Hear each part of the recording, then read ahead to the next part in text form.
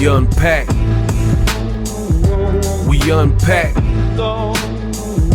We unpack. Coming to your live boxing ego unpack. Yeah. We unpack. We unpack. We unpack. Coming to your live. Potentially bad news for Shakur Stevenson.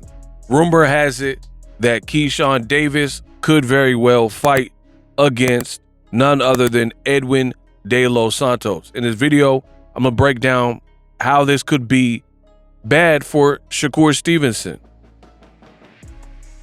So reports are suggesting that Keyshawn Davis could very well fight against Edwin De Los Santos next. Really, for me, I like the fight, but then there is an angle, and I'm just being real. Don't be mad. I'm only being real. Yeah. There's an angle that I actually don't prefer, and I'm going to talk about that. So I like the fight. I think Edwin De Los Santos is a capable fighter. He's athletic. He has power, barometer from the Shakur Stevenson fight. Stay tuned to the end of the video. I'll express more on that. But the thing I don't like about it is, if you know, you know, Edwin De Los Santos had a medical emergency sometime after the Shakur Stevenson fight, and he had a blood clot. So he's been out the ring ever since the Shakur Stevenson fight. So that's been like a year and a half, 2 years since he last fought. And Top Rank is very smooth about this. They'll take certain gambles, but the gambles are usually under these circumstances. Like Gustavo Lemos, Keyshawn Davis fought him, and conveniently, he fought him at 140, and he was off of a loss to Richardson Hitchens when he fought at 140. And Gustavo Lemos came back down to 135, and Keyshawn knocked him out early in the fight. Now, here's the thing. I know my boxing. Some people will look at that and be like, oh, Keyshawn did way better than Richardson Hitchens, which performance versus performance, that's true, but you got to factor in the details. And the details is Richardson Hitchens fought him at a weight that he probably made a little bit easier after the Hitchens because he lost the fight, but some people were giving him credit. He got paid probably good for it. And who knows, he could have been in Argentina blowing up, because by the time he fought Keyshawn, he came in overweight, over 10 pounds. So who knows what was lost in between the Hitchens fight to Keyshawn Davis fight. Now, it's not Keyshawn Davis's fight, or it's not his fault if Lemos is unprepared or undisciplined. I'm not saying that. But coincidentally, Top Rank has a lot of fights under these terms where a person might not be at their best, right? Lemos comes to mind. You look at Denis Beranchenko. Some people thought he didn't even beat Emmanuel Navarrete, right? And in his very next fight, he's fighting Keyshawn for the title. So that was, to me, an easy win for Keyshawn. I didn't see anything. If Denis Beranchenko is going life or death with a guy who wasn't even a real lightweight in Navarrete, I didn't see any reason why Keyshawn's style and how big Keyshawn is would not be able to defeat him. And I was right. So now you fast forward to the Edwin De Los Santos angle, and Edwin De Los Santos is coming off of a medical emergency, a blood clot that almost ended his life, you know, or could have claimed his life, and then a long inactivity dry spell. So we just have to imagine that this is the best version of Edwin. If Edwin looks like and here's the other thing, a person like Edwin De Los Santos is pretty big, and I've seen pictures of him in his off season before this blood clot, and Edwin looked huge.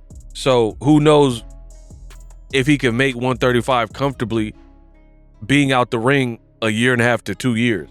So that's what I don't like about the fight. If the fight with Keyshawn and Edwin does happen, and Edwin looks like Lemos or doesn't look like his full self, you could refer back to this video, you know? And some people don't want to hear it, but I'm just keeping it real. That's how boxing works. You catch people 2 weeks off the couch. Look at Martin Bakole. Bakole is a great example of a fight where a guy was out of shape, 315, hadn't fought since Jared Anderson, and he was called last minute to fill in for Daniel Dubois, and he looked like a shell of his former self. Now, some would argue a knockout is a knockout is a knockout. Joseph Parker knocked him out. But me, I'm too much of a student of the game to disrespect boxing like that. And I know what I see. And if there's variables and factoids that I know about, then I'm going to equate and put them into the equation. So that's my thoughts on Edwin De Los Santos since I haven't made a video. Now, I started this video and said this bad news for Shakur Stevenson. With that being said, Edwin may have a struggle trying to make 135. He's been out the ring a year and a half, 2 years. He had a medical emergency. So there's a very good chance that Keyshawn Davis could shine here, right? So the bad thing for Shakur Stevenson is just like Lemos, Top Rank put him in with a Lemos, and Keyshawn did his thing, got the stoppage. Comparatively speaking, when you just look performance versus performance, you could say Keyshawn did better than Richardson Hitchens. So the bad news for Shakur is that's his little bro. And if Keyshawn goes in there and stops Edwin De Los Santos or makes it look different than Shakur's fight with him, to me, that's going to be a bad look. It's a bad look because that is one of the notorious fights for Shakur Stevenson where people expected more, demanded more, said Shakur didn't look that great, said he was running. So for me, Keyshawn Davis has that opportunity. And again, some people don't know all the facts that I just gave through this video. So if Keyshawn blows out Edwin De Los Santos, they're simply going to compare it to the Shakur performance and be like, you were running from this dude and he got him out of there. Point blank, period. So for me, that's bad for Shakur Stevenson because Shakur is going to end up getting passed up by his little bro. Keyshawn already has a different style. He's more aggressive. He definitely has more power than Shakur Stevenson. So he's calling out some of the same people like Gervonta Davis. So as far as I see it, it's going to be an area where Keyshawn is looking whether I know they say we never fight each other. We're both boys. We're besties and bros and all that. And he was there for me during the difficult time. The bottom line is people are going to compare the two to each other. That could raise tension in their relationship. But even if it doesn't, and I'm not saying I'm wishing for this, I just know how the game goes.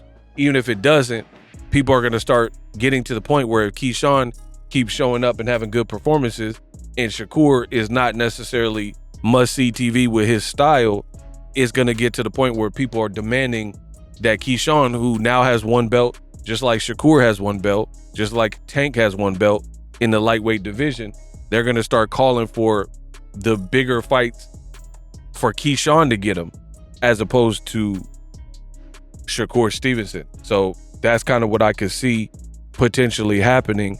And it's going to exacerbate it when you have a mutual opponent that they both could fight if Keyshawn does better. A guy like Edwin De Los Santos. We unpack. Live streaming can be tough, which is why I use StreamYard. Click the link in the description for StreamYard, which is an awesome tool that enables you to set up your stream with ease of use. Get great results with live streaming. It's what I use. Stream to social media with ease with StreamYard. Live streaming is here to stay. Engage with your audience using StreamYard. Great way to reach out to your audience and connect. So you need a tool that can do that.